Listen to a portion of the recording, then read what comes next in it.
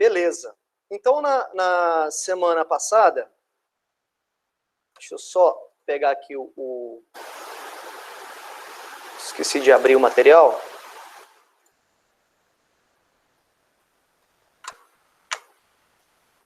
Na parte de atomística, né? A gente está vendo isso. A gente fez uma discussão um tanto filosófica, né? Sobre... Estou dando um probleminha aqui de conexão no USB. Um tanto filosófica sobre a natureza do elétron, né? E aí, nós chegamos à conclusão, na verdade nós não, né? Os cientistas chegaram à conclusão que luz é onda e partícula. Isso também se aplica ao elétron, né? Elétron também. O elétron é uma partícula descoberto lá por Thomson, lá atrás na história, né? E de Broglie, né? Que esse cara aqui tenta fazer unificar as coisas e dizer o seguinte, tudo então nessa vida é onda e partícula. Né? Tudo que nos rodeia é onda e partícula. Né? E aí nós chegamos numa expressão matemática que relaciona onda, né? Ondas e matéria, né? Aí, ó, tem gente querendo entrar. Isso que é complicado aqui. Toda hora fica assim.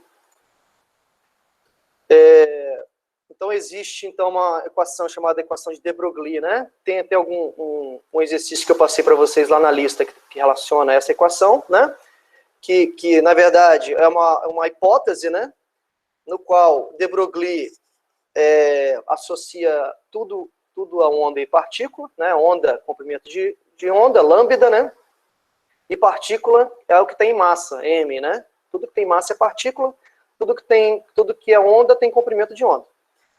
E com essa equação aqui, ele unifica as duas coisas. Faltava ele provar, então, que o elétron era uma onda. Eu já sabia que o elétron é uma partícula de massa m, né?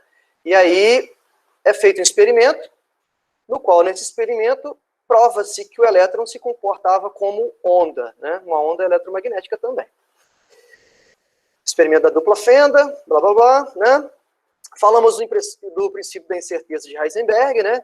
No qual ele diz que é impossível encontrar, saber ao mesmo tempo a velocidade e a posição do elétron, né? Trocando em miúdos, você não consegue, né, dizer qual é a posição do elétron com certeza, né? E aí, o que passa a valer para a gente é que o elétron não é uma partícula pontual, no qual você consegue identificar onde ela está, né? Você sabe uma região onde ela se encontra, né? Essa região nós vimos, né?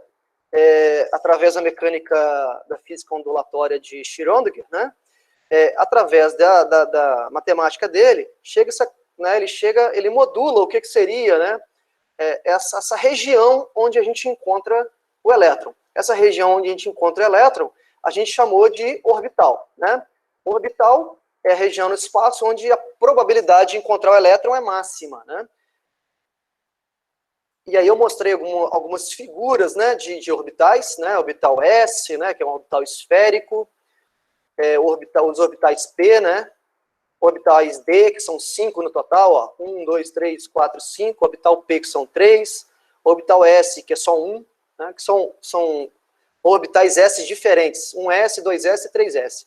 Aí eu mostrei, né, aquele programinha, né, que eu coloquei lá para vocês baixarem, se vocês quiserem, né, como é que se dá, né, o cálculo, né, aplicando aquelas equações de Schrödinger, né, como é que eu consigo imaginar o orbital, né?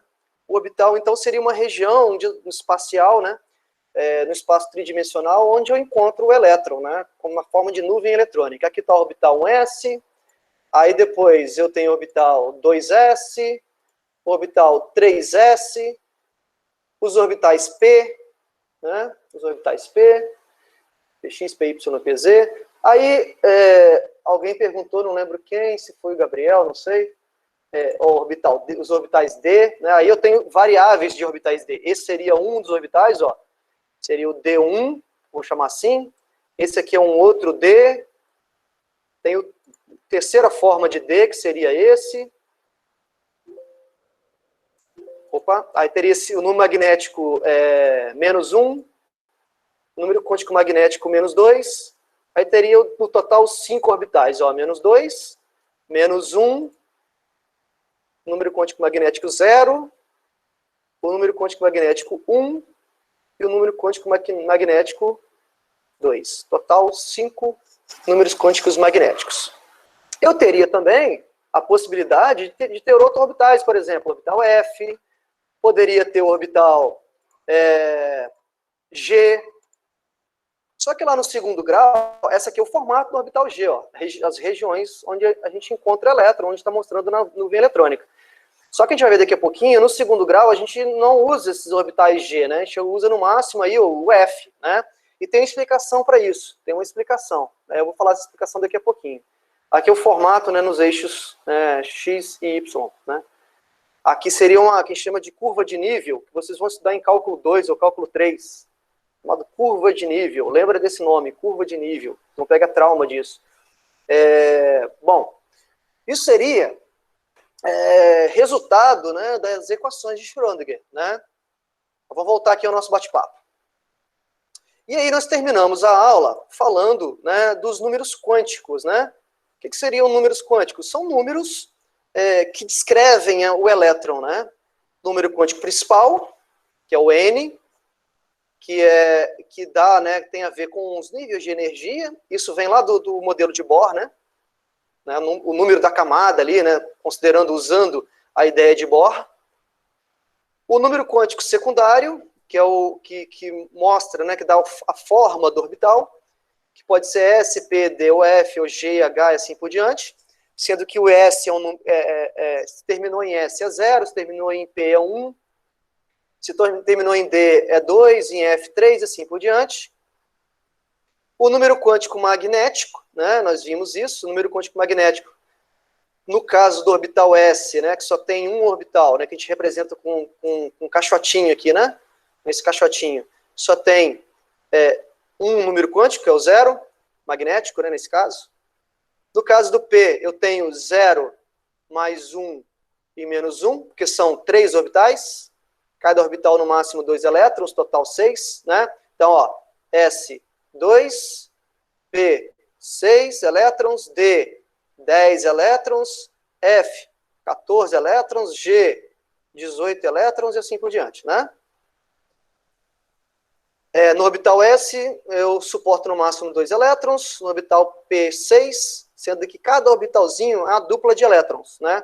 É uma dupla de elétrons em spins contrários, né? Rodando, girando em sentidos contrários, né? Que a gente representa uma seta para cima, uma seta para baixo. Falando de spin, ó, o spin é o quarto número quântico. Esse spin pode ser mais meio ou menos meio, né? Essa aqui é uma questão de convenção, tá? É uma padronização. Aí eu que tenho que dizer qual é a convenção. Bom, feito isso, pessoal, a gente fez aqui um probleminha, né, ilustrando isso. Aí o que eu vou fazer com vocês agora é o seguinte, nós vamos reunir essas informações no que a gente chama, só um minutinho que eu vou inserir um slide aqui, no que a gente chama de distribuição eletrônica. O que seria distribuição eletrônica, né? Como que os elétrons são distribuídos, né? Pegando aqui as ideias de Bohr, né? Pegando as ideias de Bohr, como os elétrons são distribuídos nas camadas, né? Que chama camada K, camada L, M, N, O e assim por diante, ou representado na forma de números, né? Que é melhor, camada 1, camada 2, camada número 3, esse aqui é o N, né? O número quântico principal, é o número da camada. Lembrando que a energia cresce nesse sentido, né? A energia do elétron aumenta nesse sentido, né? Isso a gente viu lá pelo modelo de Bohr, né? À medida que eu vou me afastando do núcleo, o orbital vai aumentando a sua energia, né? A camada, aliás, vai aumentando a sua energia. E pegando as ideias aqui de orbitais, né? Bohr chamou isso de subníveis, né? Chamou os orbitais seriam de subníveis, subnível S, P, D ou F, né? E aí, a energia também, é importante a gente falar isso, os subníveis possuem energias diferentes, né? À medida que eu vou andando aqui nos subníveis, a energia também aumenta. Tem uma explicação para isso, vou deixar vocês pesquisarem isso com qualquer coisa, né? O orbital F tem uma energia maior do que o P, que é maior que o F maior que o D, que é maior que o P, que é maior que o S, né? O S é orbital de menor energia, o F é orbital aqui de maior energia. Bom, a gente vai reunir algumas informações, né, para tentar distribuir os elétrons nesses orbitais, ou nos subníveis, né, que foi o que Bohr chamou. Isso gera, né, o que a gente chama de diagrama. Né, alguns livros trazem isso, no segundo grau, como diagrama de Linus-Pauling. Né, diagrama de Linus-Pauling. Opa! Linus-Pauling, o químico, né? Morreu no final dos anos 2000. Linus-Pauling. Na verdade, os livros de segundo grau trazem esse nome, mas está errado, né? A gente chama de diagrama de energia dos elétrons. Vou encontrar dessa forma, né? E como é que seria esse diagrama, né? Eu vou tentar construir esse diagrama com vocês.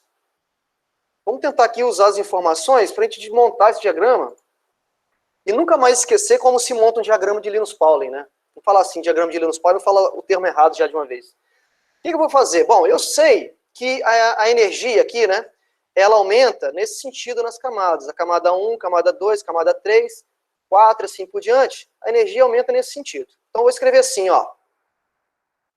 Camada número 1, camada número 2, camada número 3, camada número 4, camada número 5, camada número 6, número 7, número 8 e assim por diante, tá? Cada camada, né, suporta no máximo uma quantidade de elétrons. Aí como é que eu vejo isso? Lembra aqui atrás, ó, número máximo de elétrons em cada camada é 2n ao quadrado, né? 2n ao quadrado. Então a gente vai usar essa informação. Usar essa informação e usar a informação dos orbitais, né? Como seria isso? Vamos lá. A camada número 1 ficaria, por exemplo, né? O n é igual a 1. O n igual a 1. E n igual a 1 ficaria 1 ao quadrado.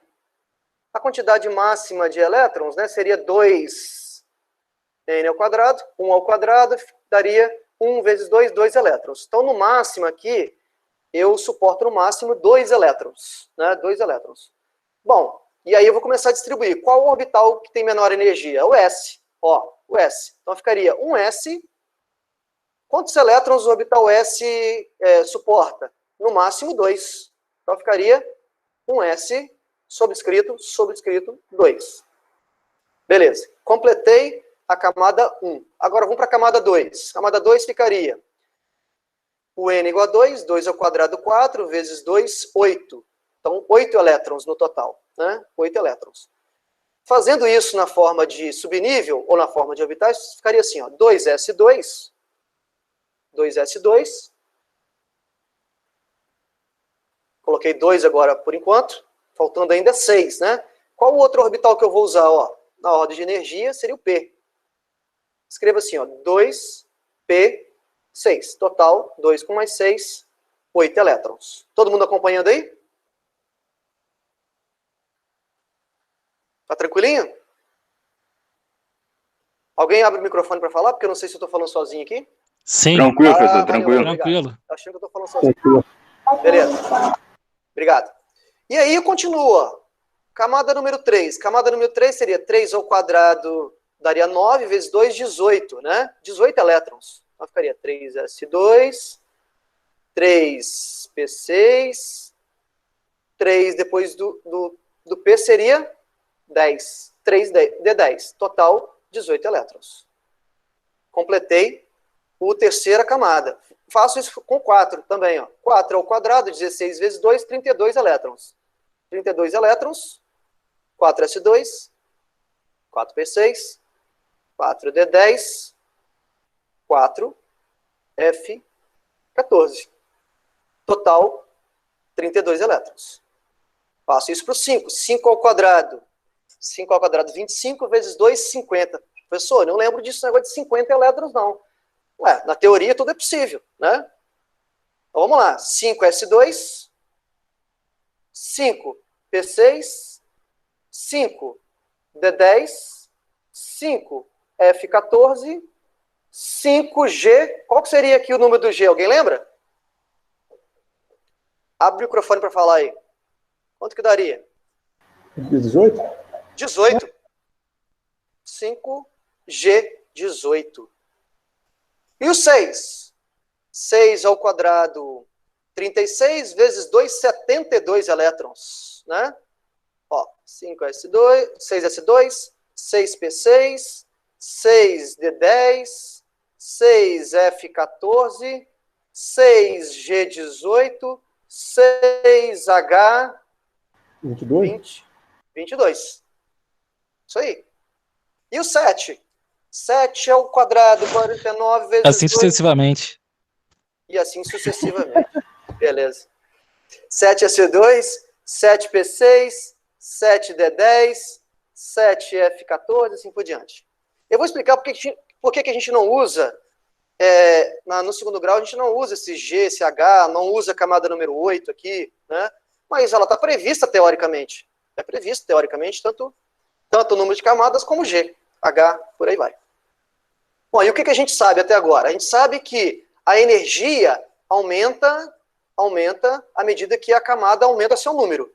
Então a energia, eu vou ver se consigo desenhar aqui, que na vertical é ruim, é horrível fazer isso aqui, eu não consigo fazer de jeito nenhum. A energia cresce nesse sentido aqui, ó, para baixo. Certo? E a energia cresce nos orbitais assim, ó. Por quê? Porque o orbital P tem energia maior que S, o orbital D tem energia maior que o P, maior que o S. Então a gente tem aqui, ó, a energia crescendo para baixo e a energia crescendo da esquerda para a direita. A gente tem um vetorzinho aqui, né, de energia média, vamos colocar assim. E aí, por isso que existe aquela diagonal, né? Não sei se vocês se lembram, né? A gente começa assim, ó. Vou tirar isso aqui para não confundir, né? Vocês? Ficaria, ó, primeiro elétron a ser distribuído, né? O elétron que tem menor energia está no orbital 1s2. Né? Então ficaria assim, ó, 1s2. Depois viria quem? 2s2, 2p6. Depois quem? 3p6, 2s2. Oh, desculpa. 2s2, 2p6, depois 3s2. Note, ó, que a energia do subnível 2p é maior do que do 3s. Por quê? Bom, professor, o 3 não é maior do que 2, mas ele carrega ali um subnível P, que é mais energético do que o S. Então, na hora de fazer o cálculo, né, matemático, esse orbital aqui tem energia menor do que essa, e por aí vai, né? Vamos lá, aí continuando, ó, 3s2, 3p6, 4s2, 3d10, 4p6, né? Isso aqui acho que vocês se lembram do segundo grau, não é isso? Chamado Sim. diagrama, né, de energia, e por aí vai, ó. 7s2. Geralmente aqui, ó, lá no segundo grau a gente termina aqui, ó. 7s2, mas teoricamente poderia voltar aqui, ó. Poderia voltar 5f, 6d, por aí vai, ó, tá? Por que a gente termina aqui, né, e não usa esses orbitais maiores aqui, G, H, né? Porque esse sobrescrito que está aqui em cima, né, é a quantidade de elétrons. Se você somar os elétrons aqui até chegar no 7s2, você vai encontrar aí mais ou menos aí uns 120 elétrons, né? A gente não tem na tabela periódica ainda elementos com mais de 100 elétrons. Né? Tem até que tem, né? Mas a gente não precisa ainda, né, utilizar esses orbitais ainda, né? Por quê? Porque os átomos contêm poucos elétrons ainda, né? Assim, os elementos que são conhecidos, encontrados na natureza. Mas vamos supor que daqui, né, 100 anos encontre um átomo com 200 elétrons. Aí eu tenho que prever a possibilidade de fazer distribuição usando esses outros orbitais. Entenderam? Por isso que a gente, na maioria das vezes, a gente acaba aqui no 7s2, tá? E para que serve esse diagrama, né, de energia? Serve exatamente para a gente fazer algo chamado distribuição eletrônica, né? O que seria distribuição eletrônica? Por exemplo, se eu perguntasse para vocês assim, qual é a distribuição eletrônica do ferro, né? Vamos escrever aqui, ó. Qual é a distribuição eletrônica do ferro? O ferro tem número atômico 26, isso lá na tabela periódica, número atômico, o Z dele, né? Lembrando, o que é o Z? Z é o número de prótons, né?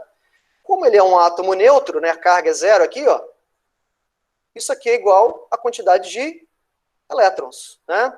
Então, o que eu vou fazer? Bom, o ferro, então, eu sei que ele tem 26 prótons e ele tem 26 elétrons. Eu vou fazer a distribuição desses 26 elétrons. Ficaria assim, começando aqui no diagrama, ó, um S2, né? Um S2, 2S2, né? Depois, ó, 2P6, estou seguindo ali, ó, 2P6, 3S2, 3P6, até chegar no total de 26 elétrons, né?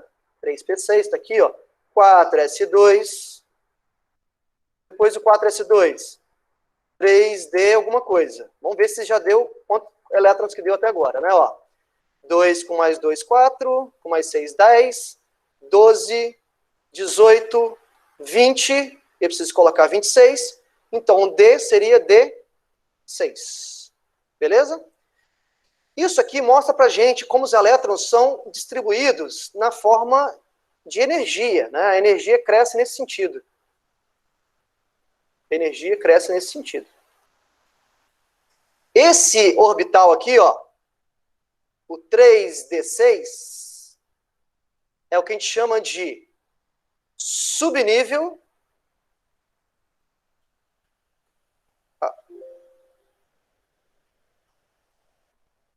eu fiz. Voltando. Subnível de maior energia. O subnível de maior energia... Nossa, comi um monte de coisa aqui. O subnível de maior energia para o ferro é o 3D. Tudo bem? Bom, e se eu perguntasse assim, ó, um termo muito importante, qual é a camada de valência do ferro? Não sei se vocês lembram desse termo aqui, ó, camada de valência. Sim. É 6 Camada de valência 6 do ferro? Bom, ou 3? vamos conceituar o que é camada de valência, né? Camada de valência, aqui, ó, é a camada, esse é um termo muito, a gente vai usar muito em ligações químicas, é a camada mais externa. Mais externa. E na minha distribuição eletrônica, quem é a camada mais externa? O óbvio, todo mundo vai falar, é o 3D, né? 4S2. É o 4S2. É o 4 aqui, ó. Por quê? Se você pensar em termos de camadas, né, o ferro, nesse caso, olha, o ferro tem 4 camadas. Camada 1, camada 2, camada 3 e camada 4. Na camada 1, ó, qual que seria a camada 1? Essa. Tem quantos elétrons? Tem 2 elétrons. A camada 2 tem aqui, ó. Camada 2, por enquanto, tem 8 elétrons. Por enquanto, não. Vai ter 8 elétrons, né? O máximo, né? A camada 3, como está mostrado, ó, tem 2 com mais 6, 8, com mais 6, 14. Aqui tem 14 elétrons. E a camada 4, que é a camada mais externa, ó, tá aqui dentro. Então, camada mais externa não é aquela camada a última que eu distribuo no diagrama. É o maior número que aparece, né? Nesse caso aqui, ele tem 2 elétrons na última camada. Então, nesse caso aqui, ó, a camada de valência do ferro é 4, né? Representada pelo orbital 4s, né? Nesse caso. Tudo bem? Alguma pergunta aí? Tudo bem. Tudo bem? Bom, aproveitando essa questão, vamos supor que eu perguntasse assim, ó, relembrando a última aula, perguntasse assim, quais são os 4 números quânticos os 4 números quânticos do subnível de maior energia do ferro, né? Vamos lá. Vamos descobrir, então, aliás, né, quem é o subnível de maior energia, que é o 3D, né? Vamos colocar completo aqui, 3D6, né? 3D6. Quais são os 4 números quânticos dele? Vamos lá. Número quântico principal, né? Lembrando, ó, os números quânticos são número quântico principal, número quântico secundário, número quântico magnético e número quântico de spin, né? Vamos lá. Número quântico principal do subnível mais energético. Está aqui, o 3, ó. Camada dele. Número quântico secundário, L, né? Lembrando, ó, S, P, D, F. S0, P1, D2, F3. Terminou em D, vai dar 2, né? 2, ó. Número quântico magnético. A gente tem que fazer aquele caixotinho, né? Para descobrir onde que vai dar.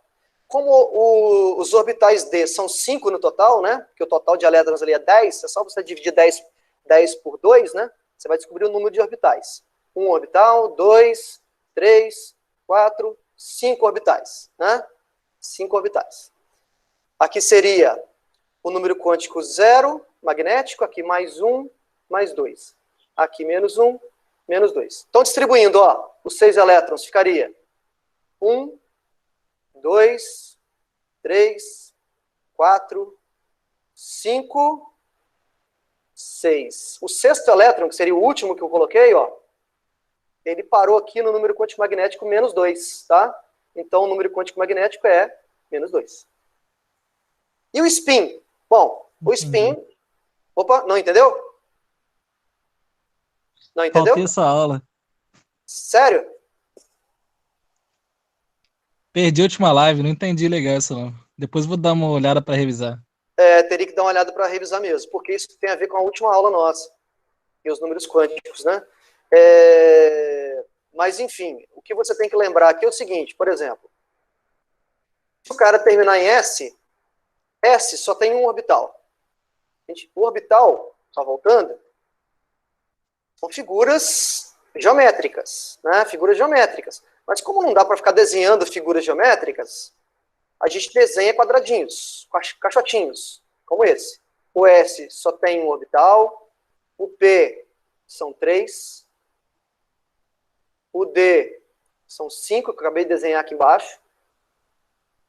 1, 2, 3, 4, 5. E o F são 7, né? Teria que desenhar 7 caixotinhos, né?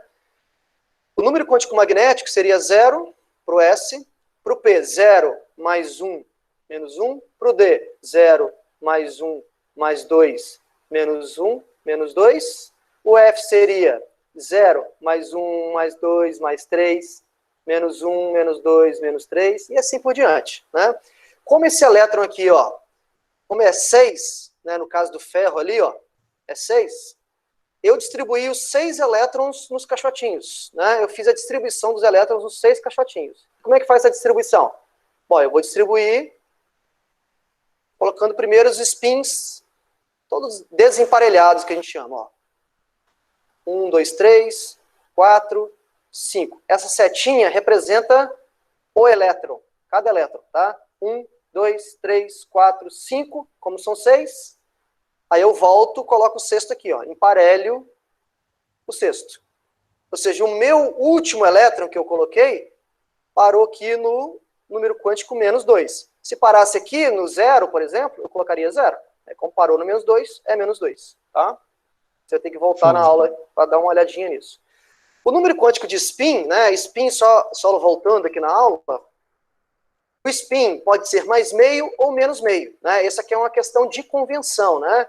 E aí a gente fez uma convenção na última aula, né? Vamos convencionar. Se parar para baixo, é mais meio. Se parar para cima, é menos meio. Então, como aqui, voltando no exemplo, ó, para baixo, parou para baixo, ó.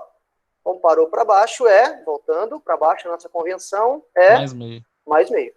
Show de bola. Então, o spin vale mais meio. Ou seja, eu descrevi os 4 números quânticos do elétron do orbital do subnível mais energético do ferro, né? Eu poderia fazer essa brincadeira com vocês e perguntar, descreva os 4 números quânticos do subnível da camada de valência, né? Que é 4 aqui, ó. Aí eu faria a mesma brincadeira, número quântico principal, secundário, magnético e de spin, tá bom? Alguma pergunta aí?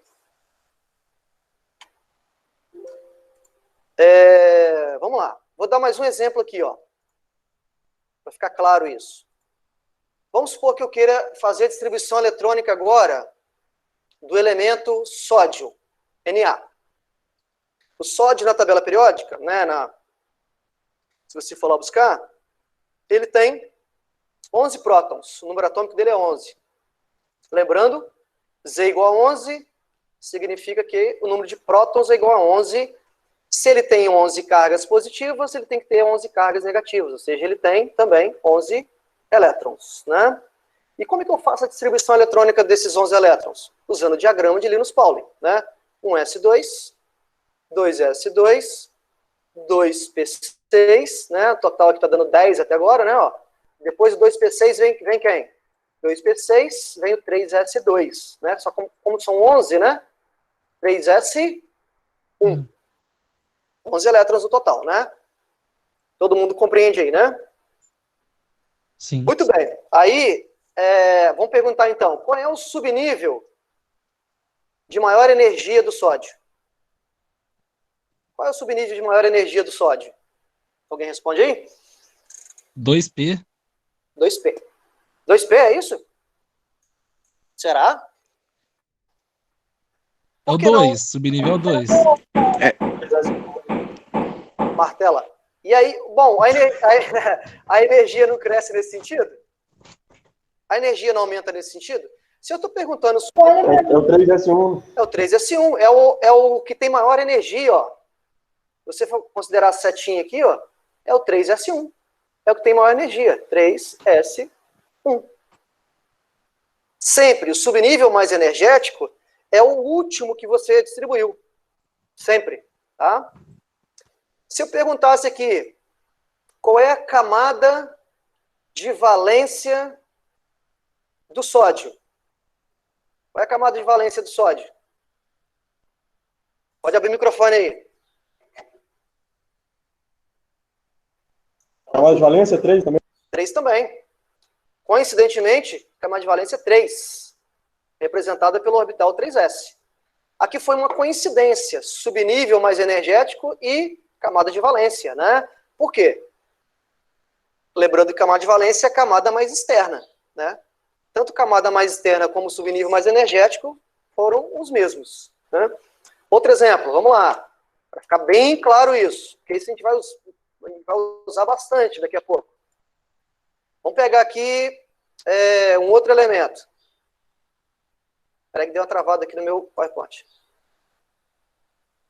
Vamos pegar o cloro. Opa. Vou pegar aqui o cloro.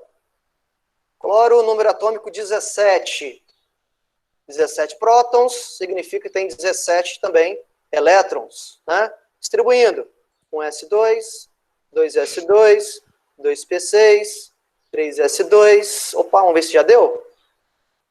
Ó, 3s2, depois viria o 3p6, tá? Ó, na sequência aqui, ó, 3p6. Tá dando no total aqui 12, não é isso? 12 elétrons. 3p, para dar 17, 3p5, né? Esse aqui, ó, é o subnível de maior energia. E qual é a camada de valência do cloro? Qual é a camada de valência do cloro? Fala para mim aí. 3. 3. Só que, ó, lembra? Olha a diferença aqui, ó. Aqui eu só coloquei 3s1. Aqui eu vou colocar isso tudo, ó. Então, a camada de valência é 3s2 e 3p5. Por quê? O mesmo número que aparece, ó, 3, é a camada 3, né? Eu tenho que colocar todos os subníveis, ou todos os orbitais contidos naquela camada. Tá bom? Dúvidas aí? Não. Fácil, né? Agora eu vou fazer uma outra pergunta. Eu não quero a distribuição eletrônica do ferro. Eu quero a distribuição eletrônica do ferro mais 2. Como é que eu vou fazer essa distribuição do ferro mais 2? Bom, professor, aí é muito fácil, olha. Eu sei que o ferro tem número atômico 26, então ele tem 26 elétrons. Como ele tem a carga 2+ aqui, significa que ele perdeu Perdeu 2 elétrons. Então ele tem 24 elétrons. Eu faço a distribuição eletrônica. Vou lá, 1s2, 2s2.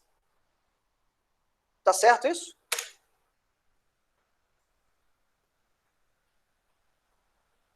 Será que está correto eu fazer isso? Ó, ficaria assim, ó. 1s2, 2s2, 2p6, 3s2, 3p6, 4s2. Aqui está dando 20 no total, eu acho. O próximo seria 3d. Como está dando 20, seria o quê? 3d, 4, não é isso? Está errado.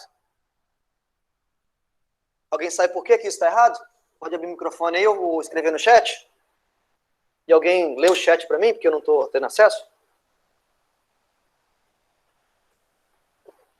O senhor repete a pergunta aí, eu estava vendo um negócio aqui. Só pra mim. Então vamos lá. A minha pergunta é o seguinte. Se o átomo de ferro tem 26 elétrons naturalmente, né, o que a gente chama de o átomo neutro, né?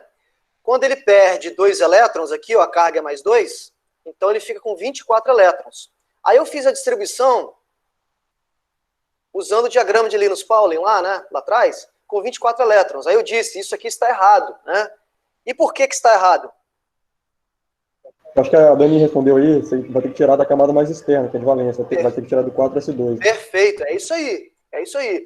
A gente vai ter que tirar os elétrons, entram ou saem, né? Os elétrons entram ou saem da camada de valência, né? Então, o que eu tenho que fazer primeiro, quando tem uma situação aqui de íons, né? Distribuição eletrônica de íons. Eu tenho que pegar a distribuição dele normal, aqui, ó, 1s2, vou reescrever, ó, 1s2, 2s2, 2p6, com 26 elétrons, tá? 2p6, 3s2, 3p6, 4s2, 3d, era 3d6, né? 3d6, ó. E ao invés de tirar do d6, como foi tirado aqui em cima, ó, de onde a gente vai tirar?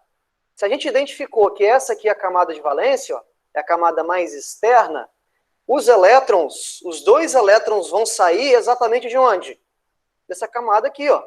Essa camada vai deixar de existir. Eles vão sair, eles vão sumir. Então eu tiro ela. De modo que a distribuição eletrônica completa é essa aí, ó. 3p6, depois 3d6. Essa aqui, isso aqui que é a forma correta de fazer a distribuição eletrônica. Tudo bem? Tudo bem. Se eu perguntasse assim, do sódio, né? Eu fiz aqui do sódio Na. Se eu pedisse aqui Na mais 1, aonde que sairia o elétron? Terceira camada deixa de existir, né? Deixaria de existir exatamente essa camada. Coincidentemente, é a última aqui que eu distribuí. No caso de metais aqui, principalmente metais de transição, que a gente chama, tem que ter muito cuidado com essa distribuição eletrônica, né? Porque, geralmente, aqui, ó, a camada de valência tá antes aqui do subnível mais energético, né? Então, tem que sempre tirar da camada de valência. Pergunta que não quer calar. O ferro 3+, existe na natureza. Inclusive, é o ferro mais estável. Né? É o ferro mais estável, presente aí na água do rio, né? Essa coloração amarelada, né? É por conta da presença de ferro 3+.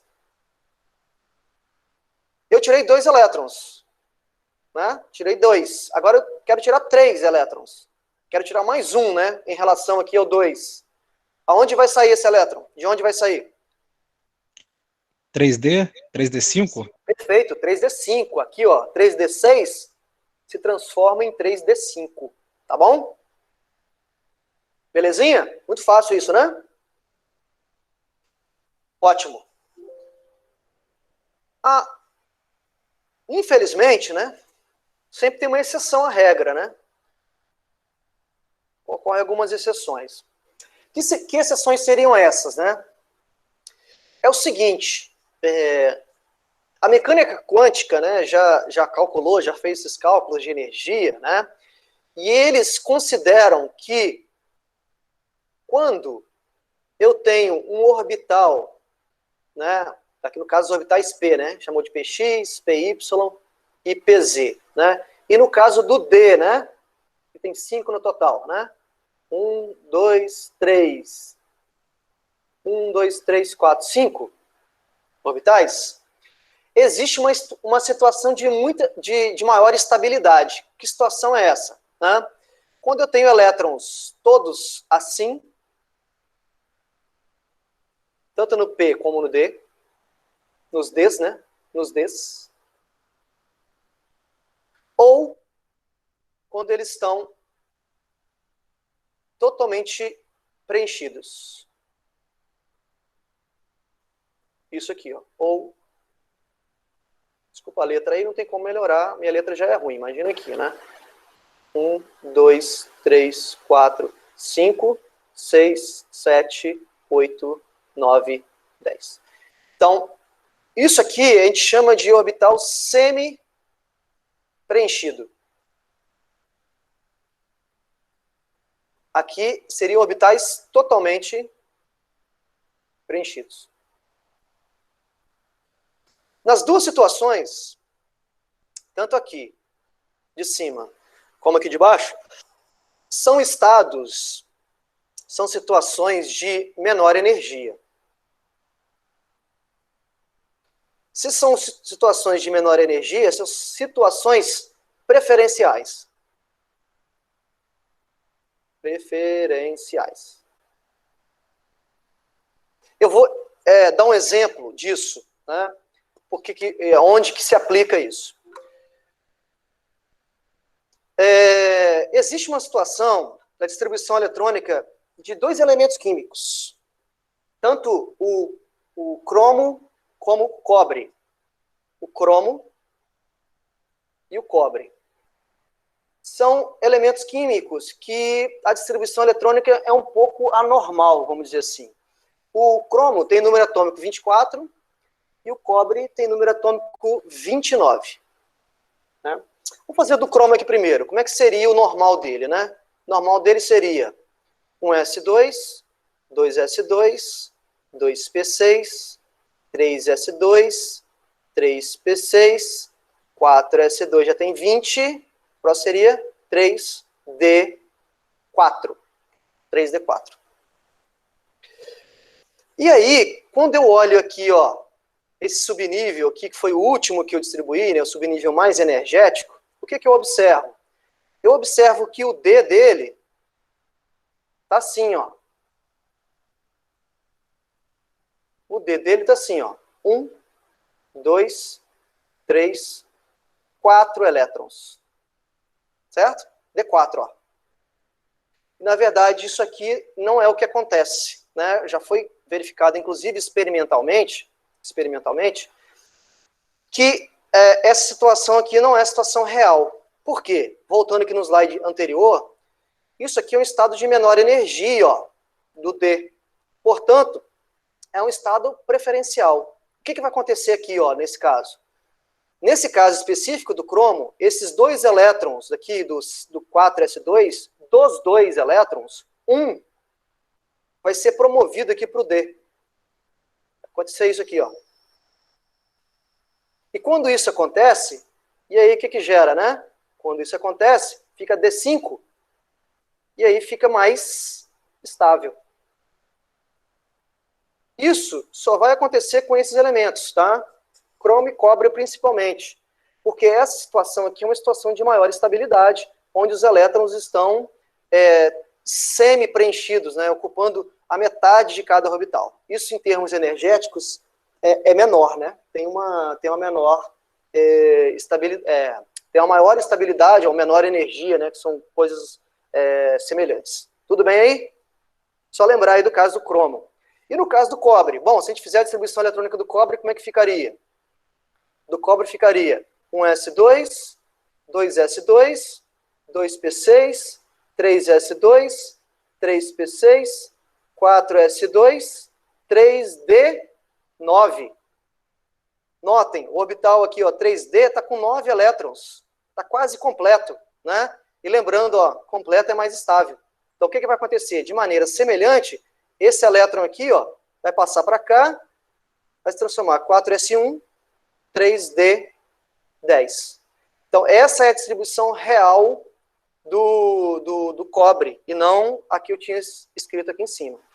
Tá bom? Só lembrar aqui dos dois casos, do cromo e do cobre. Alguma pergunta aí? Por que isso acontece? Isso acontece, de novo, porque é uma situação de maior, como eu estava dizendo aqui, ó, é uma situação de maior estabilidade. Isso tem muito a ver com energia do elétron, o spin do elétron, nesse caso, né? Quando eu tenho aqui nesse caso, ó, eu tenho nesse caso aqui, deixa eu mostrar, porque eu apaguei, né? Mas quando eu tinha, vamos supor, D9, né? D9, eu tenho assim, ó, 1, 2, 3, 4, 5, 6, 7, 8, 9. Aí eu tenho esse elétron aqui sozinho, que está girando, o elétron, lembrando, considerando uma partícula, né? Girando ao redor do seu eixo, né? É uma partícula carregada, isso cria um campo magnético, né? E ele aqui sozinho cria um campo magnético que desestabiliza o átomo, né? Quando eu completo aqui, ó, quando eu completo com outro elétron, o campo magnético de um é como se anulasse o campo magnético do outro, né? Isso gera uma estabilidade adicional. E na natureza, né, isso aí vale para tudo, né, na física e na química, as coisas tendem a um estado de menor energia. Quanto mais estável, né, é preferível, né? Como eu falo para vocês, por que um objeto cai da sua mão, né? Um objeto cai da sua mão porque a energia potencial no chão ali, quando ele cai, é menor do que no alto, né? Então, o objeto busca uma situação de menor energia. Isso acontece com o átomo também, né? A distribuição eletrônica do átomo, tá bom? Não sei se eu expliquei direito aí. Ô, professor, isso só vai acontecer se no caso ficar um quadradinho sem... Como é que eu vou falar? Um quadradinho falta, tipo assim, todos vão estar com... São duas situações de estabilidade, ó. Essa, totalmente semi-preenchido, ou essa, totalmente completo, né? É o caso que tinha aqui em cima, aqui, ó. Vamos voltar aqui. É o caso do cromo, né? O cromo estava assim, ó. O cromo estava 4s2 e 3d4, né? Estava assim, ó, D4. D4, apago esse elétron aqui, ó. Isso cria também uma situação de instabilidade. Então, o que acontece? Esse elétron aqui, promovido, um dos dois elétrons é promovido para ficar totalmente semi-preenchido. Isso aqui é mais estável do que estava antes. Se é mais estável, é preferível. É isso. Beleza. Então, Beleza. ou é a situação, ou é a situação de totalmente completo. Tá bom? Entendi. Isso vai acontecer muito com cromo e com cobre. Beleza. Eu queria só terminar essa parte, para a gente iniciar outra, né, da tabela periódica, para conceituar dois termos, né, importantes, que seriam, né, aqui é o diagrama, não preciso escrever isso de novo, que seria paramagnetismo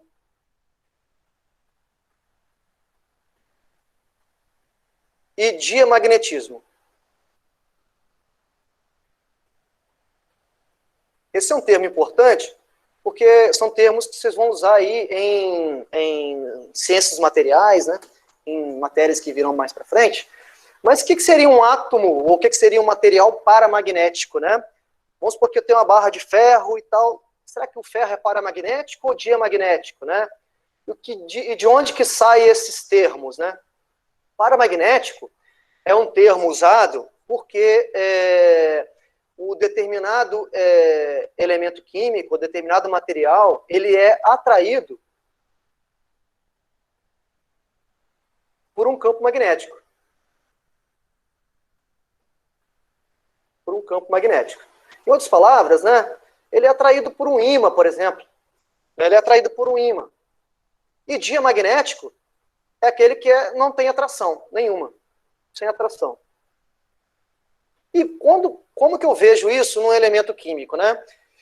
Isso tem muito a ver com o spin do elétron, né? Se eu tenho um átomo com elétron desemparelhado, por exemplo, isso aqui, ó. Eu tenho lá os orbitais p, né? Eu tenho 2 elétrons só no orbital p.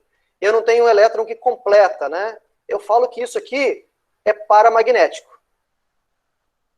Mas vamos supor que eu tenha um átomo que eu fiz a distribuição eletrônica e todos os elétrons dele completam todos os orbitais p.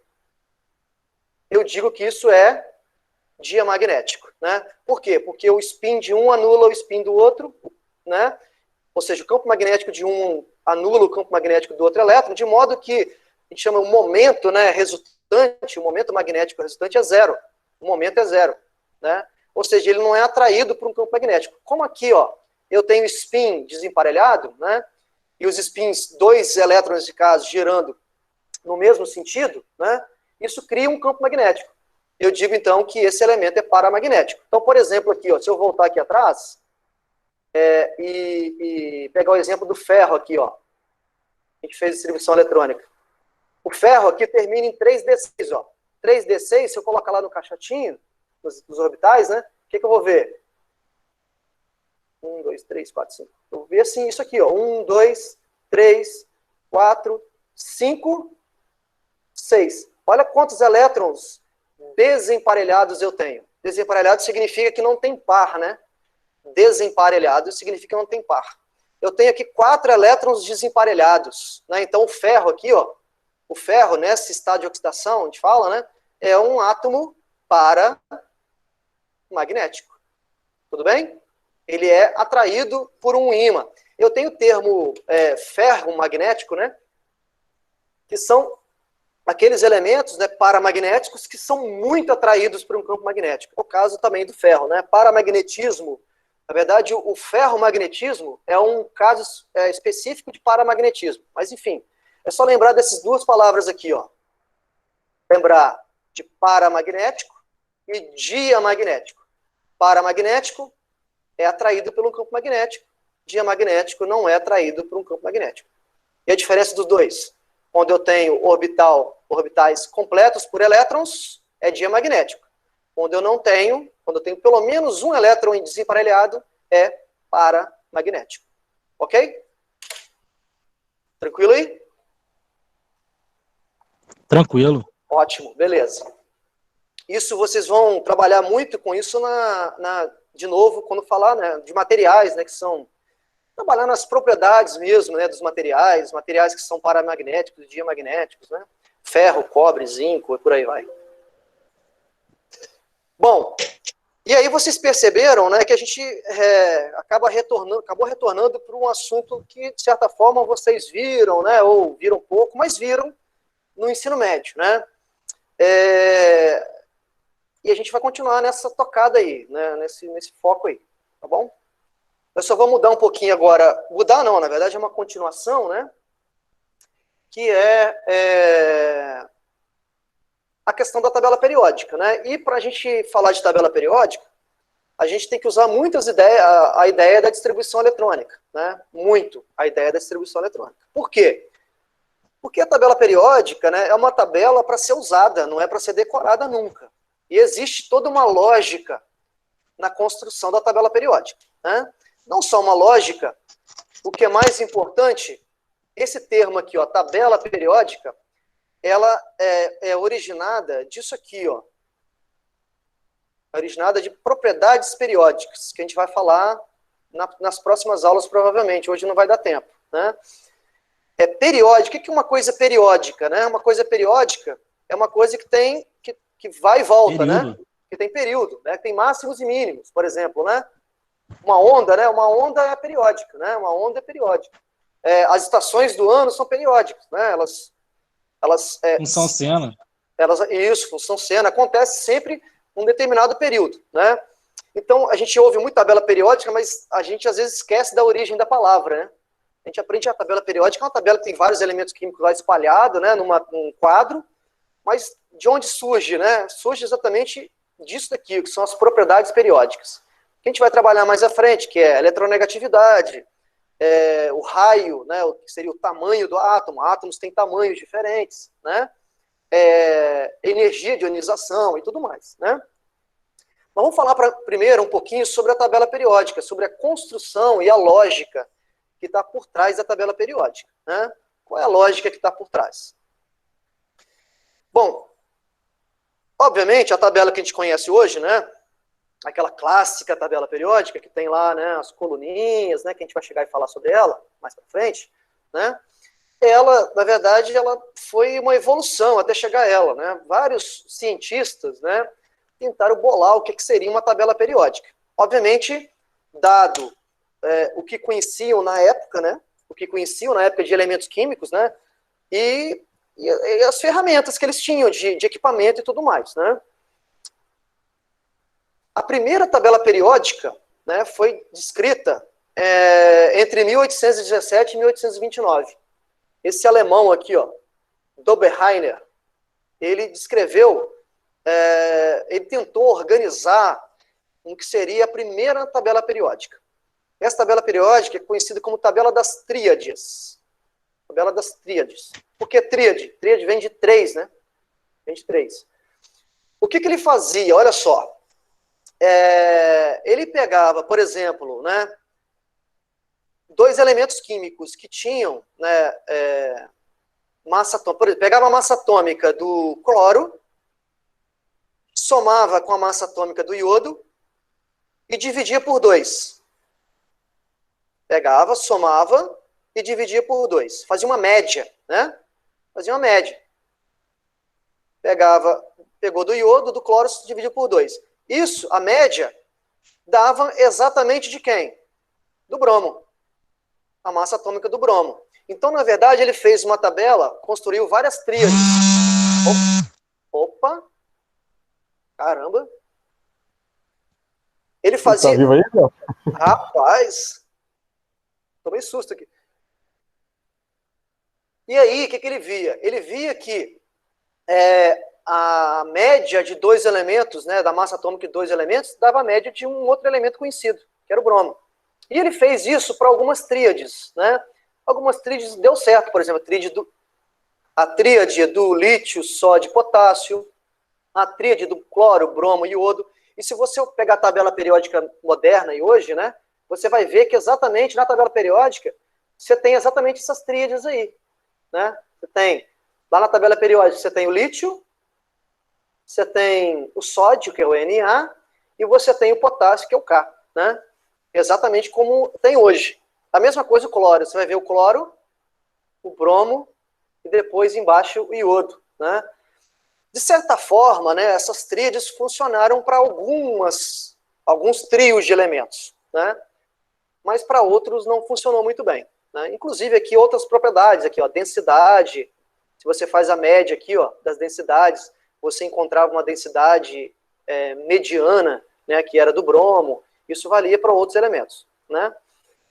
Só que, de novo, à medida que os elementos químicos foram descobertos, né, outras tríades não funcionavam do jeito que ele achava. Não dá para fazer média de massa atômica mais, para fazer uma tabela, né? Outras tabelas, uma tabela que é também interessante, é chamada tabela do parafuso telúrico. Parafuso telúrico. Eu visitei um museu em Portugal que tem esse parafuso aqui exposto, né? Como é que seria isso? Bom, o cara imaginou que ele poderia colocar os elementos químicos, né? Ele imaginou um cilindro, e nesse cilindro ele fez aqui passou linhas, né? Que giravam aqui nesse cilindro. Imagina um cilindro tridimensional, obviamente, né? E aí ele colocou os elementos químicos em ordem crescente de número atômico. Aí ele via que os elementos aqui da mediatriz do cilindro, isso aqui é chamada, essa linha aqui é chamada de mediatriz, né? Eu poderia, então, construir uma tabela, que seria a tabela dessas mediatrizes. Então, por exemplo, berílio, magnésio e cálcio estaria numa mediatriz, o lítio, sódio e potássio estaria em outra, e por aí vai, né? Só que isso foi uma viagem, né? Mais uma viagem aí que não deu muito certo, não funcionou muito bem, né? A tabela periódica moderna, né, é chamada tabela de Mendeleev, né? Existe até uma historinha no qual Mendeleev tem um sonho, né? E nesse sonho ele imagina uma tabela, inclusive nesse sonho ele deixa espaços vazios, porque na época dele, né, 1834, não eram conhecidos todos os elementos que a gente conhece hoje, né? Então ele faz uma previsão, deixando espaços vazios para elementos que futuramente iriam ser descobertos, né? Isso, segundo ele, vem de um sonho, tal. Isso foi um sonho. Na verdade, foi muita maconha que ele fumou e achou que era que estava certo que ele achava ali, né? Tudo bem. Mas nada de sonho, né? Viajou na maionese. Viajou, tomou chá de cogumelo e viajou. Tudo bem. Essa aqui seria uma prévia da tabela moderna, que é a tabela de Mendeleev, né? Lógico, não tem nada a ver, não tem cara nenhuma com a tabela que a gente conhece, né? Ele colocou como se fosse uma tabela, né? Uma tabela mesmo. E aí ele deixou espaço aqui, ó, para números atômicos que seriam descobertos no futuro, né? E realmente, né? Esses elementos se encaixaram aqui, por exemplo, ó, berílio, cálcio, estrôncio, bário.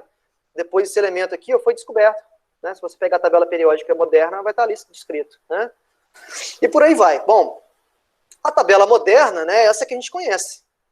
E como é que a tabela moderna ela é organizada? Né?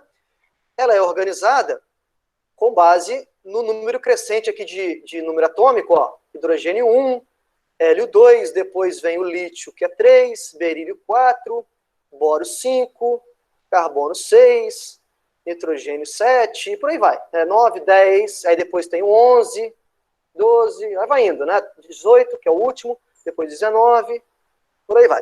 A tabela periódica moderna, ela é organizada em linhas e em colunas, né?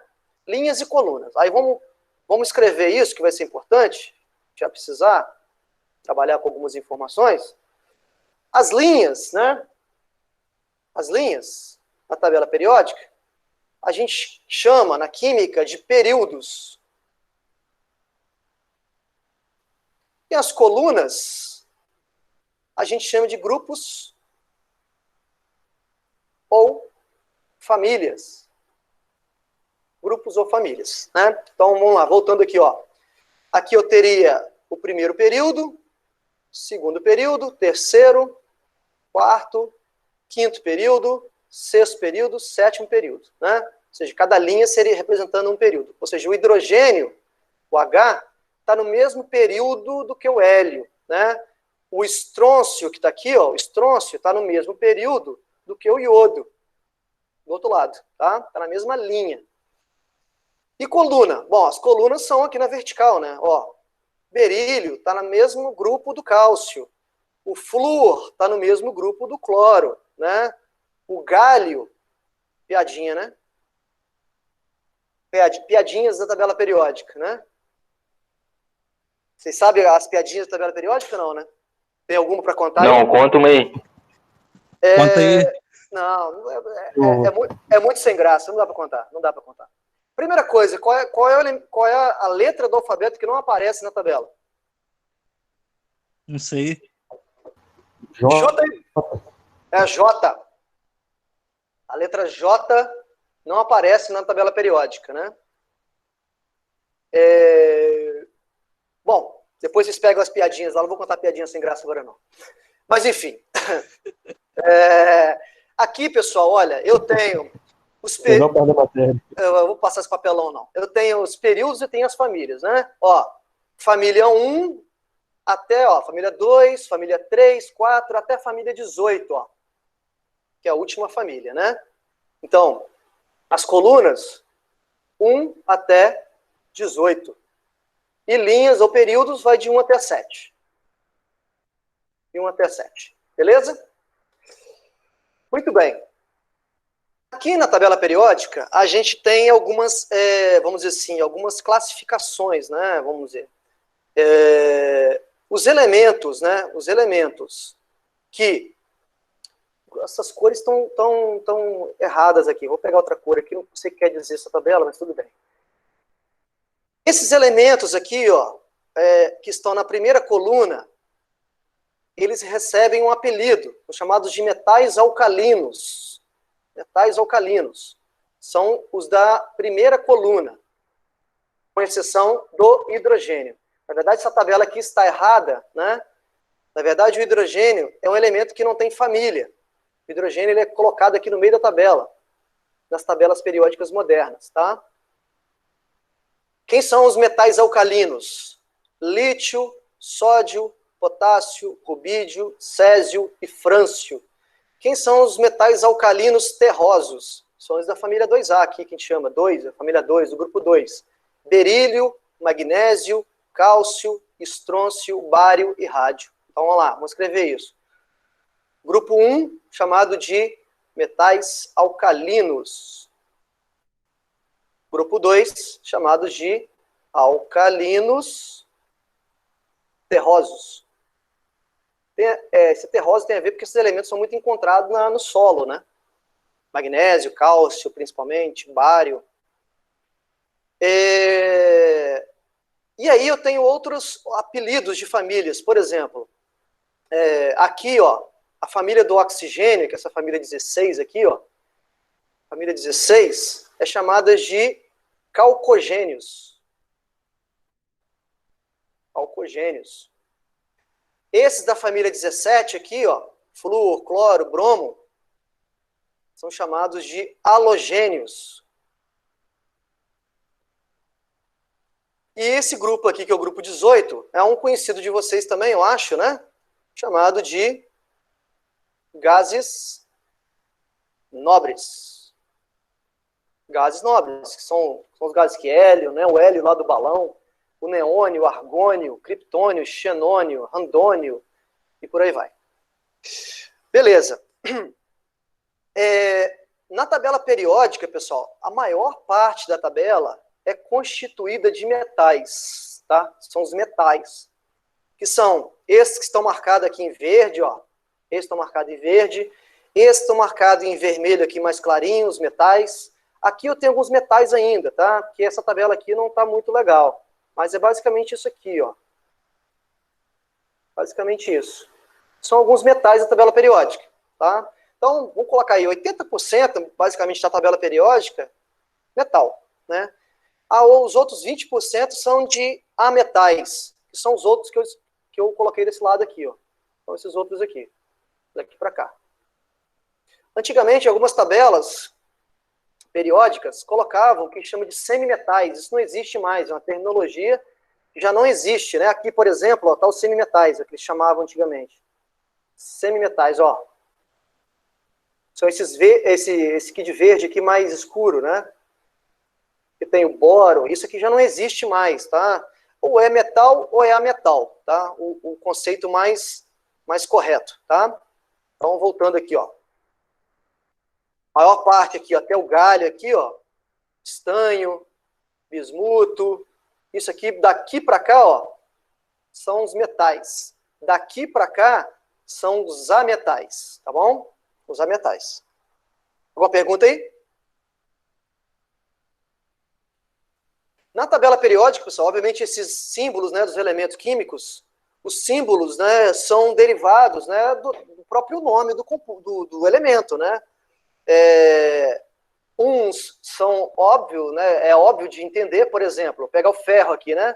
Ferro Fe. Sempre, né, a segunda letrinha, quando a gente coloca uma segunda letra, na segunda letra tem que ser minúscula, né? Por que o ferro não é F, né? Porque o F já é o flúor, certo? Mas nem todos os elementos é tão óbvio assim essa nomenclatura, né? Se eu pegar aqui o sódio, né? Por que o sódio é Na e não SA, né? Ou SO, por exemplo, né? Por que é Na? Alguém sabe? Professor, no caso do sódio específico eu não lembro, mas é porque vem de um nome de algum outro idioma, entendeu? Tipo, eu sei que enxofre é essa, de sulfur, né? Isso. É porque a maior parte dos elementos, na época que foi descoberta, né, a língua mãe era latim, né? O latim, aqui o sódio é nátrium. É nátrium em latim, né? O enxofre é sulfur Por isso que é S, né? Tem um S aqui, ó. O fósforo, muita gente confunde, né? E coloca F, né?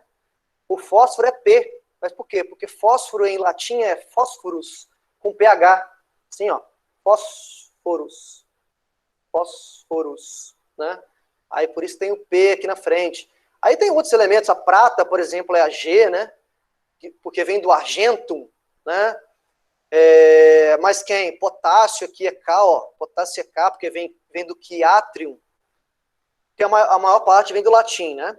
Uma coisa interessante também, que é só uma questão de estética, né, pessoal, na tabela periódica, quando chega aqui no número atômico 56, que é do bário, né, pula para o 72.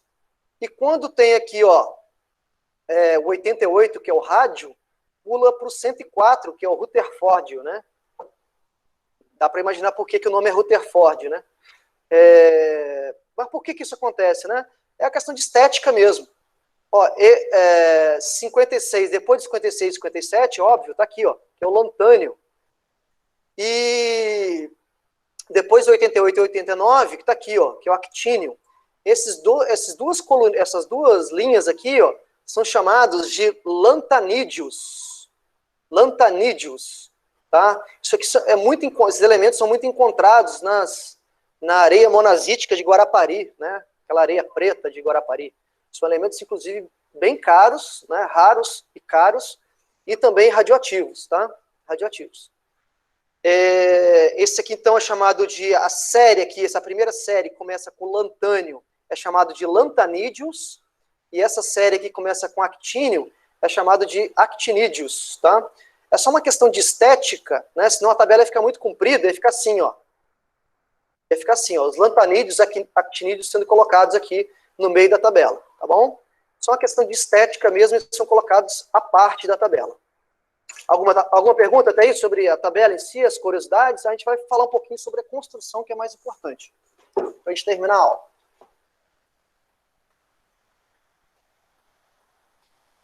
Ó, então, vamos lá.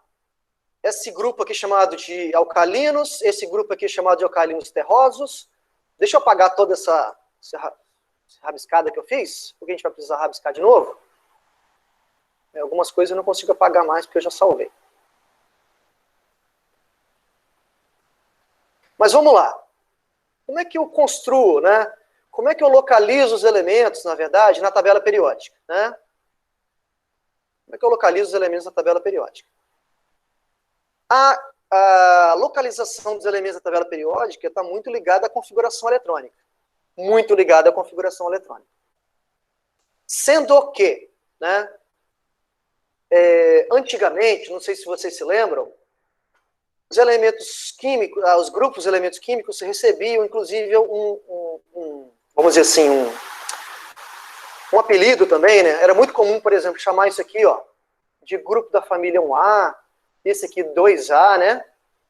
1A, 2A. Esse aqui seria, ó, o 3A, esse aqui seria o 4A, esse aqui o 5A, 6A, 7A e 8A, né?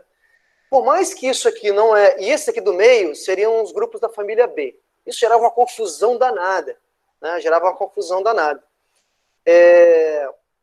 Hoje em dia, né, a IUPAC, né, que é a União Internacional de Química Pura e Aplicada, né, um órgão internacional da química, regulamentou que a gente tem que chamar de grupo 1 até o grupo 18 direto, né, esquecer esse negócio de 1A e 2A.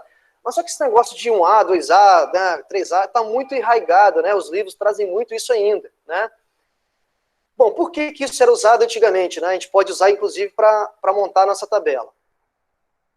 Os elementos que terminam, né, em A, ali, a distribuição eletrônica deles, dos elementos, termina em S ou P. Seriam esses daqui, ó, esses dois grupos, mais todos esses daqui, ó. Termina em S ou P. Esse tom em vermelho aqui mais clarinho, né, seria a família B, mais esses aqui de baixo, que são os roxinhos, né, esse aqui de dentro aqui chamados metais de transição, tá? Metais de transição. Esses metais de transição, seria em B antigamente, termina em D ou F. Vocês vão entender daqui a pouco essa lógica aqui que eu estou falando, tá bom? Bom, e como é que eu localizo um elemento químico na tabela periódica, né? A gente vai usar uma regrinha, né? Se terminar em S ou P, a gente vai somar os elétrons da camada de valência. Para localizar a família dele. E para a gente localizar o período, ou seja, para localizar a linha em que se encontra o elemento, a gente vai só ver o número de camadas. O número de camadas desse elemento. Então, por exemplo, né, para ficar mais claro isso para vocês. Vamos supor que eu tenha um elemento X qualquer, né, um elemento X qualquer, que eu tenha o número atômico 20. Né? Vamos supor que eu tenho um elemento X... Opa! Voltando aqui. Um elemento químico X qualquer que tem número atômico 20. Ah, pessoa, tem número atômico 20, eu vou lá na tabela e descubro quem é. Calma, vamos tentar descobrir isso a vera, na moral, né? Número atômico 20, eu faço a distribuição eletrônica dele. Ficaria assim, ó, 1s2, 2s2, 2p6, 3s2, 3p6, ó, vai estar dando 10. O próximo seria 4s2. Ó, 4 com mais 6, 10. Com mais 10 aqui, 20 elétrons no total. Eu vou lá e olho a camada de valência dele. Qual é a camada de valência dele?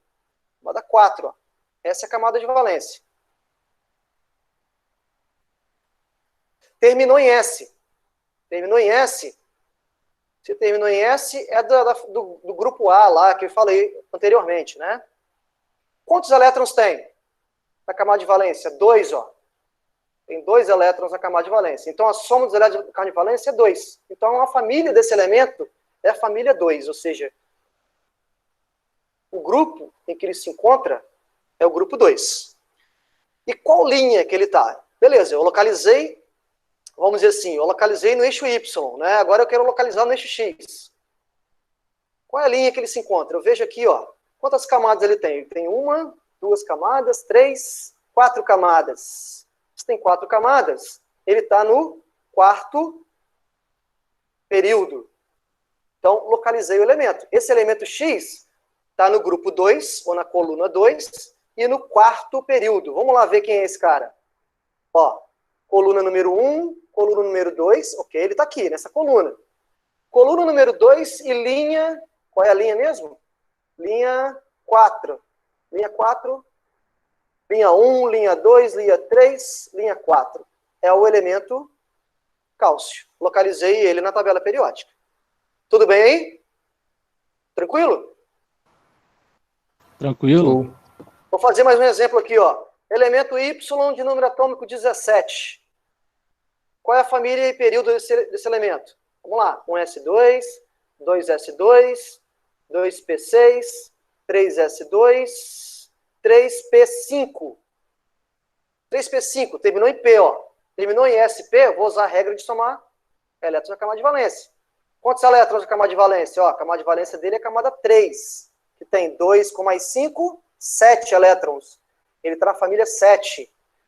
Que a gente chama, né, antigamente a gente chamava de família 7A, né, ou simplesmente 17, tá? Quem é esse elemento? Bom, eu preciso localizar agora o período, né? Quantas camadas tem? 3 camadas. Então ele está no 3º período. Quem é esse elemento? Vamos voltar na tabela? Família 17 ou família 7A. 1, 2, 3, vai até na família 17. Família 17, linha número 2. Linha 1, linha 2. Linha 2 não, né? Linha 3, né? São 3 períodos. Linha 3. 3º período, aqui, ó, é o elemento cloro. Então eu consigo localizar qualquer elemento na tabela periódica conhecendo a sua distribuição eletrônica. Sendo que elementos que terminam em S ou P, né, eu somo os elétrons da camada de valência. Tudo bem aí? Então, resumo aqui por enquanto, ó. Fica mais claro a discussão, ó. Esses elementos que estão aqui, ó, ver se consigo, vou só apagar essa rabiscada toda que eu fiz aqui, para ficar mais bonitinho. Não a tabela, obviamente. Mas esses elementos que estão aqui, ó, nesse primeiro grupo, a configuração eletrônica deles termina em 1s1. Esse aqui, ó, termina em S2, que está na família 2. Esse daqui, ó, termina em S2, P1. Por quê? Vai dar 3 no total. Família 3A, né? 3A, ou família 13. Esse aqui, ó, termina em 2S2, P2, S2, P2, total 4, né? 4, família 4A ou família 14, e assim por diante. S2, P3, S2, P4, S2, P5, foi o que a gente acabou de fazer, e finalmente aqui os gases nobres terminam em quê? S2, P6, total 8 elétrons. Né? Os gases nobres, a gente vai falar mais à frente, a camada está completinha, ó. 2 elétrons no orbital S, 2 elétrons, 6 no P, né? Está tudo completo, né? Faltou a gente falar desses elementos aqui, ó, do meio, né? Da tabela. Como é que eu localizo esses elementos do meio aqui da tabela? São chamados de metais de transição, né? Terminou em SOP, beleza. A curiosidade, por que o hidrogênio está nessa posição aqui, apesar de estar errado, né? Porque o hidrogênio, qual é a distribuição eletrônica do hidrogênio? Um S1. Ou seja, o hidrogênio tem um elétron, termina em S, tem uma camada, está no primeiro período, ou seja, deveria ser colocado na família 1A, mas ele é uma exceção. Por quê? Porque todos esses elementos aqui, ó, são chamados de metais alcalinos. Tem o nome metal por quê? Porque tem propriedades metálicas, né? São metais, conduzem corrente elétrica, né? São todos metais. São sólidos à temperatura ambiente. O hidrogênio não. O hidrogênio é um ametal, não conduz corrente elétrica, é um gás à temperatura ambiente, ele é totalmente diferente dos elementos. A única coisa aqui que ele se parece é a distribuição eletrônica. O resto é tudo diferente. Então, por isso que eu falei com vocês, geralmente nas tabelas periódicas mais modernas, o hidrogênio é colocado aqui no meio, tá? Para mostrar que ele não tem família nenhuma. Beleza, falta, para a gente terminar aqui a aula, falta a gente localizar, como é que a gente faz para localizar os elementos que terminam em D, né? Vamos colocar aqui os elementos que terminam em D. Qual é a regrinha, né? Recapitulando. Terminou em S ou P, ó, terminou em S ou P, a gente tem que somar os elétrons da camada de valência para achar a família. Se terminar em D ou F, a regra é outra. A regra é o seguinte, a gente vai somar, a soma dos elétrons da camada de valência, mais elétrons do subnível mais energético. Eu vou dar um exemplo de como fazer isso. Vamos supor que eu tenho um elemento aqui, ó, um elemento X, qualquer, cujo número atômico, eu vou chutar aqui, tá? O número atômico é 27, e eu quero localizar esse elemento. Vamos, então, localizar esse elemento com base na distribuição eletrônica. Ficaria assim, 1s2, 2s2, 2p6, 3s2, 3p6, 4s2, 3d, 2, 10, 27. Certo? Essa é a distribuição. Terminou em quê? Opa, terminou em D. Se terminou em D, ele não é daquele subgrupo, daquela família que a gente chama de A, né? 1A, 2A. Se terminou em D, meu amigo, ele está necessariamente no meio aqui, ó, nessa parte mais rosa, mais clarinha aqui da tabela, né? E como é que a gente vai descobrir onde ele está? Olha, vou descobrir onde ele está primeiro. Família. Qual é a família que ele se encontra? Perguntaram aqui, está escrito entre parênteses, você pode repetir para eles? Perguntaram no chat aqui. Não entendi a sua pergunta, fala aí. Qual é a pergunta que fizeram? Um amigo que botou no chat, o que está escrito entre parênteses? Soma, camada de valência, camada energética. Camada é somar os elétrons da camada de valência, pegar todos os elétrons da camada de valência e somar com o subnível de maior energia. É isso. Eu vou dar um exemplo aqui como seria isso. Vamos lá. Camada de valência desse átomo X aqui. Onde que está? Está aqui, ó. Essa é a camada de valência. Lembra do ferro lá, né, que a gente começou a aula? Né? Camada de valência. Qual é o subnível mais energético? É o último subnível que eu distribuí. Esse é o subnível mais energético. Quanto que dá a soma dos elétrons que estão neles? Ó, 2 com mais 7, 9. Então, olha a diferença. Ó. Antes, o que eu fiz? Eu só somei os elétrons da camada de valência. Porque terminou em P. Terminou em S ou P, eu só somo os elétrons da camada de valência. Terminou em D, não. Eu somo os elétrons da camada de valência com os do subnível mais energético. Por esse caso, deu 9. Então, a família desse elemento, o grupo desse elemento é o grupo 9. Ou seja, a coluna que ele se encontra é 9. E o período? Aí o período não muda, continua a mesma ideia. O período é o número de camadas que esse elemento possui. Quantas camadas ele possui? Uma, possui 2, possui 3, ó, 3 camadas, possui total 4 camadas. Eu vejo o maior número que aparece, 4 camadas. Se tem 4 camadas, ele está no quarto período. Ou seja, ele está na quarta linha da tabela periódica. Então, recapitulando, somei os elétrons da camada de valência mais subnível energético, deu 9, achei o grupo. E essa regra só vale se terminar em D ou F, tá? Está no grupo 9 e está na quarta linha. Vamos lá localizar esse elemento. Ó, grupo 1, grupo 2, grupo 3, grupo 4, grupo 5, grupo 6, grupo 7, grupo 8, grupo 9. Grupo 9, ele está aqui, ó, em algum lugar dessa coluna. Grupo 9 e quantos períodos mesmo que eu falei? Já esqueci? Que a gente achou? 4 períodos, né? Está na quarta linha. Ó, começando, ó. 1, 2, 3, quarta linha, o quarto período. Quem é esse elemento? É o cobalto. Achei, localizei o cobalto na tabela periódica. Tudo bem? Tranquilo aí?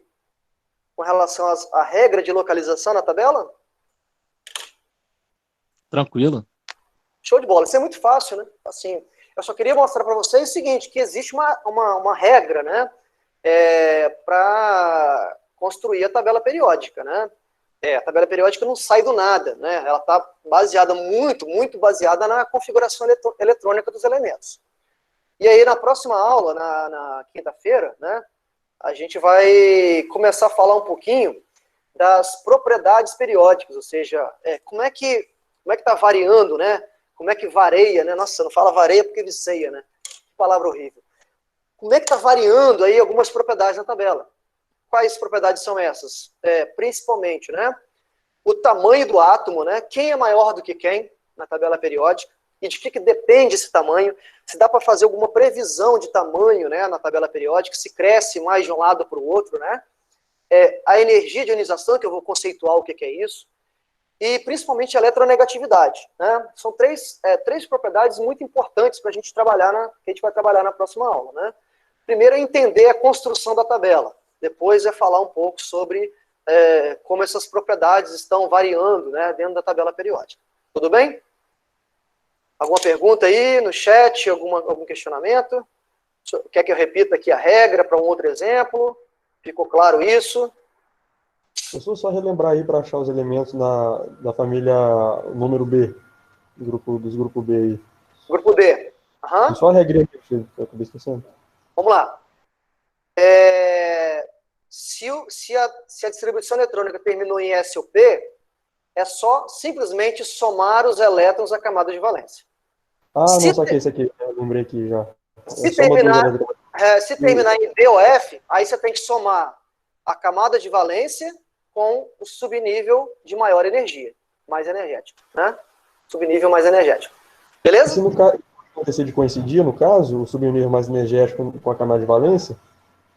Isso vai coincidir só com os que terminam em SP, né? Os que terminam em D justamente não coincidem. Não coincidem, não vai coincidir nunca. Tá? Valeu. Aí, pessoal, olha aqui, só um resuminho, olha. Como eu disse, os elementos são colocados, né, na forma de períodos e famílias, né, período e grupo, né, sendo que esses aqui, né, que são os metais alcalinos, né, esse aqui, ó, como eu falei, termina em um S1, aqui S2, né, termina em S, né, esse é o grupo S, aqui dentro, todos eles terminam em D, e aqui, ó, todos esses aqui terminam em P. Na verdade, para ser mais preciso, terminam em S e P, né, SP. Beleza? Sendo que esse aqui são chamados de, né, metais alcalinos terrosos, aqui metais de transição, né? Mas mais importante aqui eu já falei antes, né? O conceito geral aqui, né? Metais alcalinos terrosos, calcogênios, halogênios e gases nobres, né? E essas duas linhas são colocadas lá de fora da tabela justamente por questão de estética, nada mais que isso. Só algumas curiosidades também, né, pessoal? Alguns elementos químicos aqui mais pesados, ó. Por exemplo, ó, que eu falei, o Rutherfórdio, esses Ceabórgio, Ácio, esses elementos são todos elementos sintéticos, eles não são naturais, tá? Esses elementos não são encontrados naturalmente, né? Eles são produzidos, né? São geralmente produzidos naqueles aceleradores de partícula, não sei se vocês já ouviram falar, né? Um ciclotron, né? Existe lá na Suíça, né? Existe um ciclotron que vai da Suíça, corta a Suíça e a França, né? É circular, e aí eles colocam partículas para se colidirem, né? Em alta velocidade, girando ali, né? E quanto maior o raio, né? Por isso que pega a França e a Suíça, né? Quanto maior o raio, maior a velocidade que você consegue alcançar, né? E aí esses elementos, a maioria deles, né, foram produzidos em laboratório, né? Foram produzidos nesses aceleradores de partícula, que na verdade, eles não tinham nem o objetivo de produzir esses elementos. Porque esses elementos, eles têm um tempo de vida muito curto. Eles formam, né, e se decompõem muito rapidamente. Na verdade, eles querem descobrir algumas propriedades, né, lá do acelerador de partícula, né, seja ela, por exemplo, a teoria provar a teoria de Big Bang, né, essas teorias da física, né, principalmente, né, não tem nem o objetivo de produzir novos elementos. Aqui no Brasil, foi inaugurado recentemente, depois vocês procuram na internet aí, a Unicamp, né, que é a Universidade de Campinas, né, Estadual de Campinas, eles acabaram de construir o maior ciclotron, né, da América Latina, né, que fica lá em Campinas. Muito legal isso, né, porque geralmente no Brasil não costuma ter essas coisas, né, mas os caras conseguiram, inclusive, construíram em tempo recorde, né, que é algo também raro no Brasil, esse ciclotron, né, que fica lá em Campinas. Lá dentro, na verdade, dentro da Unicamp, né. Mas, enfim, é isso. Esses elementos aqui, ó, são todos elementos que a gente chama de elementos sintéticos, né? Aqui, ó, bório, né? O bório em homenagem ao Bohr, né? Rutherfórdio em homenagem ao Rutherford, e por aí vai, né? Por aí vai. Beleza? Ó, lembrando também a tabela periódica, ó, esse carinha, ó, Mercúrio. Mercúrio é um metal líquido, é o único metal líquido a temperatura de 25 graus Celsius, né, e 1 atm, né, é um metal líquido, Mercúrio, né, o bromo também é um ametal que é geralmente encontrado líquido, né. Só algumas curiosidades da tabela periódica, né, acho que vocês já viram aí, já estão familiarizados com a simbologia dos elementos, né, como é que você coloca símbolo, carbono, nitrogênio, oxigênio, por aí vai, né. Não confundir, né, cobalto, né, muita gente coloca o O maiúsculo aqui, né? Cobalto, o segundo Ozinho é minúsculo, né? Aqui não é cobalto, aqui é monóxido de carbono, né? Diferente, que é oxigênio e carbono. Toma cuidado com essa questão de escrita, né? Beleza? Alguma pergunta aí de cunho, né, que eu falei até agora? Que aí a gente deixa para quinta-feira falar sobre propriedades periódicas.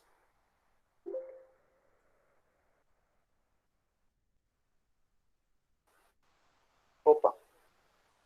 Eu vou vou parar de compartilhar aqui, de compartilhar minha... Eita.